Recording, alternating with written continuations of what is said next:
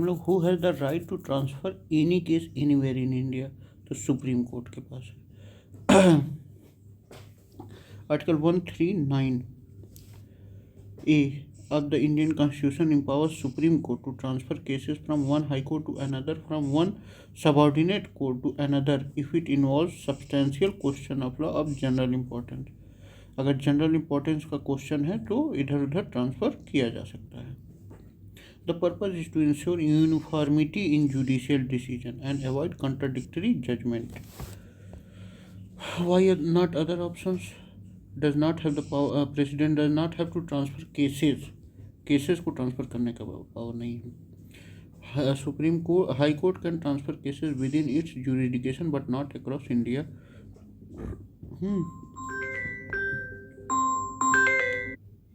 अब आते हैं हम लोग क्वेश्चन नंबर 92 पे। ठीक, लिस्ट 1 और लिस्ट 2 दिया था। Identify the correct answer from the given code below. तो ए गोपालन versus Madras case 1950। The case deal with preventive detention and the validation of Preventive Detention Act 1950. The Supreme Court upheld the act, emphasizing इसमें क्या कहा गया कि procedure established by law जो है वो ड्यू प्रोसेस ऑफ लॉ से ऊपर है एक गोपालन केस में।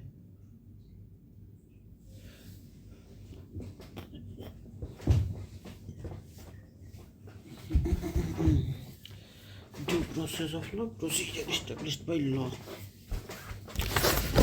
फिर आया Romesh Thapar versus state of Madras 1950। Concern freedom of speech and expression under article 19(1)(a। Romesh Thapar versus state of Madras. The court held that freedom of speech can only be restricted on ground mentioned in article 19(2)। Court ने कहा कि सिर्फ 19(2) में जो mention है उसी ground पे रोमेश थापर के केस में ये कहा सुप्रीम कोर्ट ने, उसी से रिजेक्ट किया जा सकता है, उसी के आधार पे। Shankari Prasad versus union of India 1951।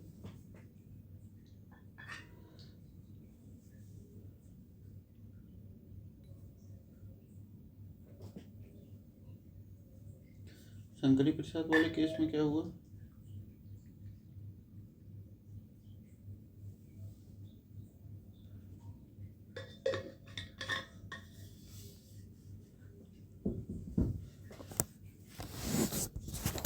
(1951) held the First Amendment Act 1951, which curtailed right to property.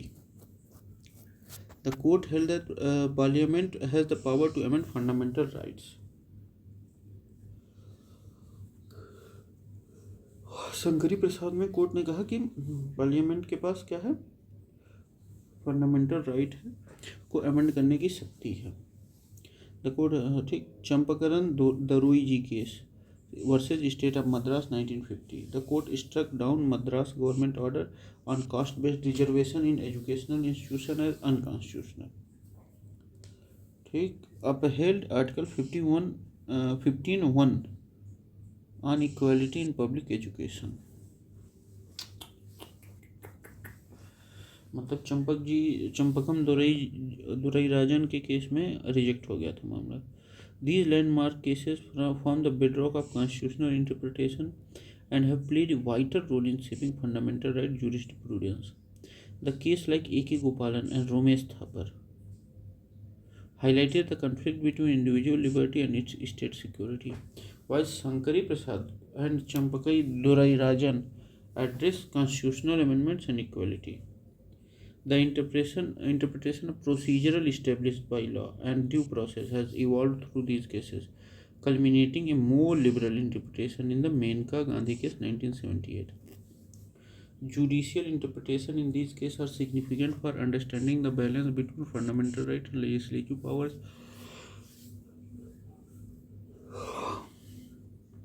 In recent years, Supreme Court's proactive stance on human rights and constitutional morality continues to evolve, drawing from these foundational cases. ठीक है, which of the following cases is related to zamindari system? Zamindari system से कौन सा related है? Kameshwar Singh versus state of Bihar, Ramesh Thapar versus state of Madras, Motilal versus state of Uttar Pradesh, state of West Bengal versus Subodh Gopal. Okay, पहले एक बार इसको फिर से देख लेते हैं। AK Gopalan case preventive detention को लेके था 1950 में। ठीक, इसमें AK गोपालन केस में preventive procedure establish by law को प्रेफरेंस दिया गया। फिर आता है अपना 1950 में ही Romesh Thappar freedom of speech जो है ये बोला गया कि मतलब कि 1902 में जो दर्ज है उसी के अंतर्गत सिर्फ स्ट्रिक्ट किया जा सकता है, बाकी किसी और चीज़ के से स्ट्रिक्ट नहीं किया जा सकता राइट टू स्पीच को। Shankari Prasad first amendment act 1951 could which curtail the right to property. The court held that parliament has the power to amend fundamental rights. Shankari Prasad case में क्या हुआ, ये कहा गया कि पार्लियामेंट के पास पावर है कि वो फंडामेंटल राइट को क्या कर सकती है, अमेंड कर सकती है। ठीक है,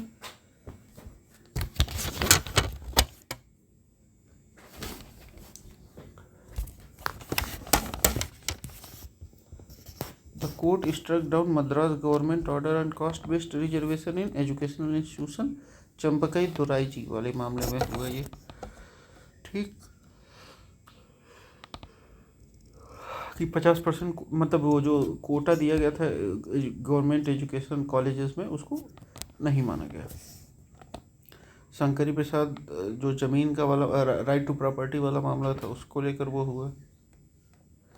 ठीक, which of the following cases is related to zamindari system, Kameshwar Singh versus state of Bihar, Ramesh Thapar versus state of Madras, Motilal versus state of UP, state of West Bengal versus Subodh Gopal, ये सारे हैं। Zamindari system, the system of land tenure that was prevalent in India where zamindars land owners collected taxes from patient and paid a portion to the British government. After independence the land reform aim to abolishing zamindari system, मतलब 10 भाग अगर लेते थे या 10/11 होता था तो 10वां भाग उनको देते थे, 11वां भाग अपने रखते थे, या इस टाइप का रहता था। Kameshwar Singh versus state of Bihar, this case challenged the Bihar land reform act 1950 which aimed to abolish zamindari. Kameshwar Singh versus state of Bihar में ये है। Ramesh Thapar versus state of Madras, though primarily related to freedom of speech. This case indirectly touched upon land reform in the socio-political context. Primarily related to freedom of speech. This case indirectly touched upon land reform in socio-political context. Motilal versus State of Uttar Pradesh, concerned with UP Jamindari Abolition and Land Reform Act 1950. Motilal versus State of Uttar Pradesh.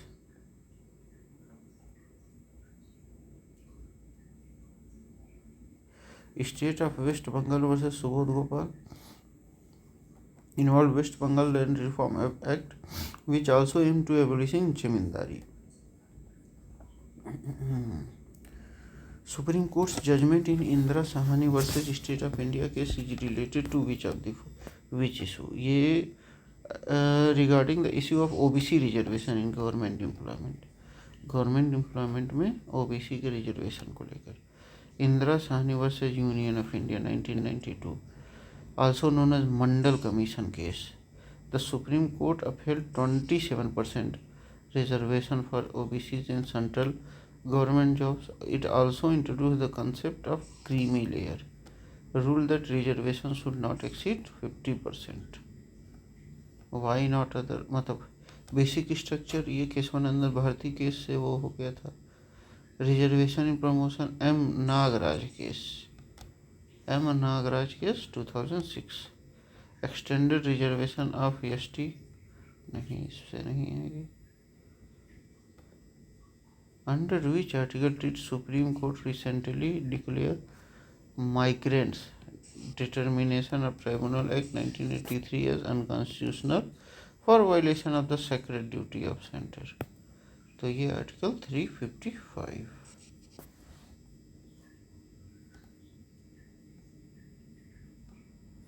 recently migrants as unconstitutional for violation of the sacred duty of center. अच्छा, जो migrants determination bye tribunal act 1983 था, उसको unconstitutional बता दिया गया। और वो किसके तहत था? आर्टिकल 355 के। It is the duty of you, article 355 क्या कहता है?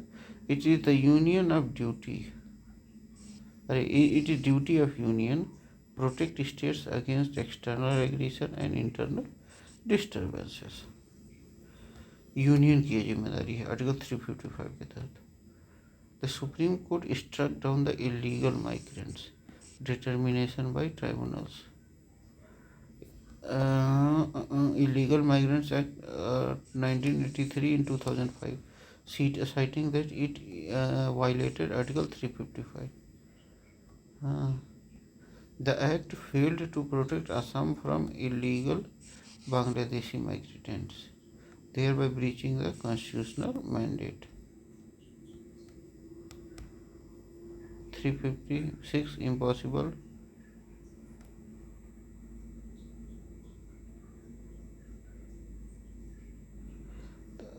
Article 256 obligation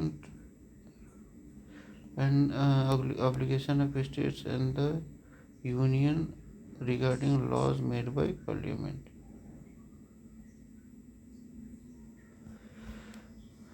Article 257 control of the union over states in certain cases.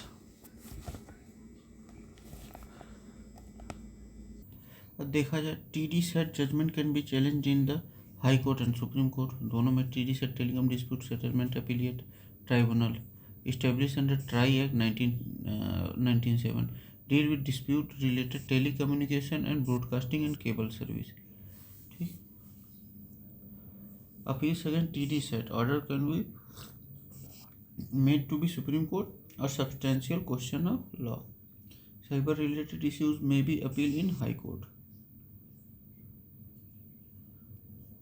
TRI is a regulatory authority, not appellate body, Supreme Court only, as High Court can also hear appeals in certain cases. Who was the Chief Justice of India for shortest duration? Kamal Narayan Singh ji, 21 days. Justice Kamal Narayan Singh ji सिर्फ 21 दिन के लिए थे। On 25th November 1991 to 12 December 1991. Other justice has significantly longer tenure. Kamal Narayan Singh ji. The correct sequence of Chief Justice of Supreme Court of India: H.L. Tattu, T.S. Thakur, Jagdish Singh Kekhar. Which of the following statement is true about Advisory Chief Justice of India Yashwant Vishnu conducted? Yashwant Vishnu Chandra Chud. He was the 16th Chief Justice of India. सही है। Till date, he is the longest serving Chief Justice of India. He was appointed by Neelam Sanjeev Reddy. Justice Y.V. Chandrachud was the 16th Chief Justice of India, serving from 22 February 1978 to 11 January 1985. मतलब इतना लंबा, वाह।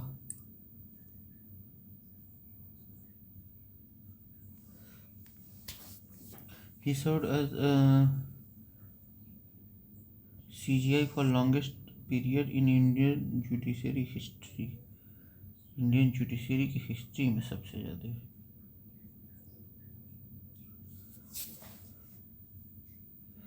7 साल 4 महीने। He served as CGI for the longest period in Indian judiciary history, 7 years and 14 months.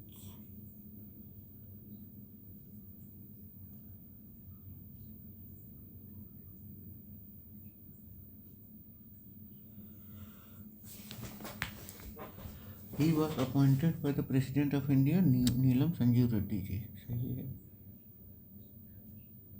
Which of the following post was held by A S Anand in late 1990s? 1990s में के S Anand ji ने कौन सा पोस्ट वो किया था?